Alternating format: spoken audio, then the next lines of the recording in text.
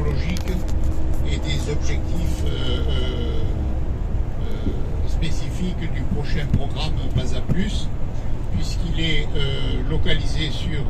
il sera vraisemblablement localisé, on est obligé de parler au conditionnel, sur ce qu'on appelle Pinéa, Piémont nord-est Algérie, la zone de Piémont et montagne qui part depuis Tizi et qui arrive jusqu'à Soukaras, à la frontière de la Tunisie,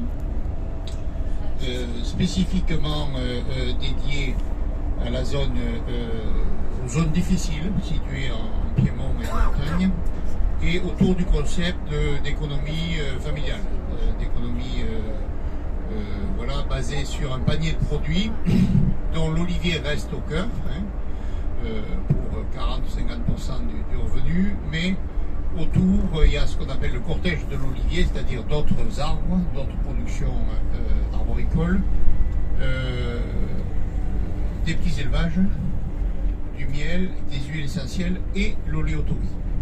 Voilà, et donc cette journée est particulièrement importante dans le contexte de préparation du futur programme, qui sera, comme vous l'avez compris, à la fois plus large sur le plan territorial, sur le plan budgétaire, puisque le budget sera triplé, et sur ce qu'on appelle le spectre, c'est-à-dire l'ensemble des activités qui seront retenues autour du concept de biodiversité, de circuits courts, de revenus liés à la valorisation.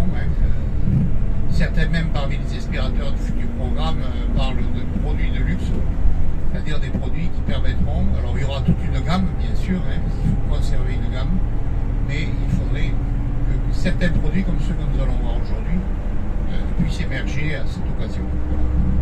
Voilà le lien, si vous voulez, entre la visite, puisque oui, c'est aussi l'occasion de vous dire comment nous avons préparé ce voyage.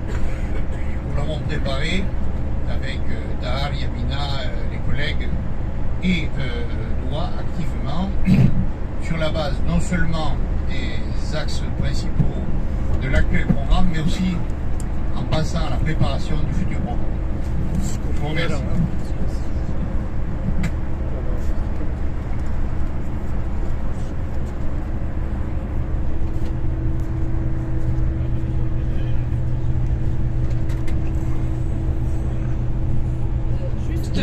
Une petite information, c'est que la Tunisie, vous savez, c'est un pays très touristique et actuellement on est en train de travailler sur le tourisme écologique et le tourisme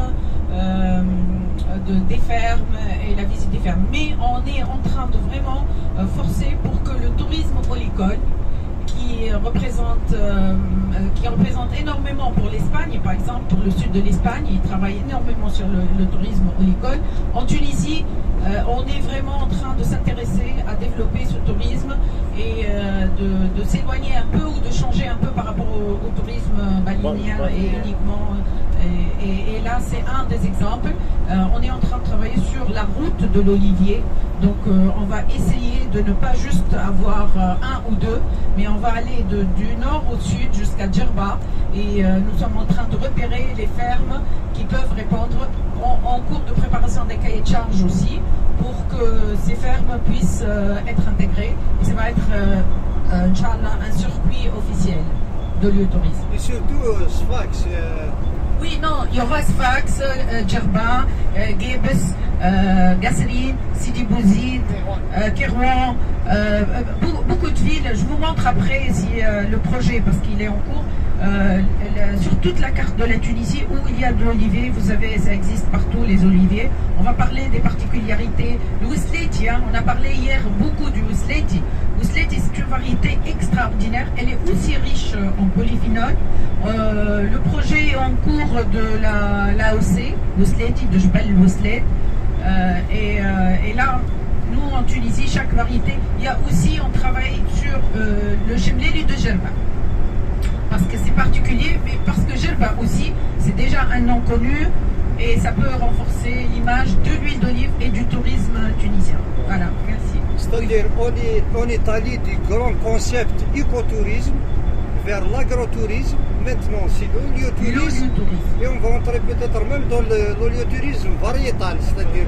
Oui, c'est ça, parce qu'on fait découvrir particularité de chaque région à travers l'olivier. Pas uniquement l'olivier, comme il a dit Olivier.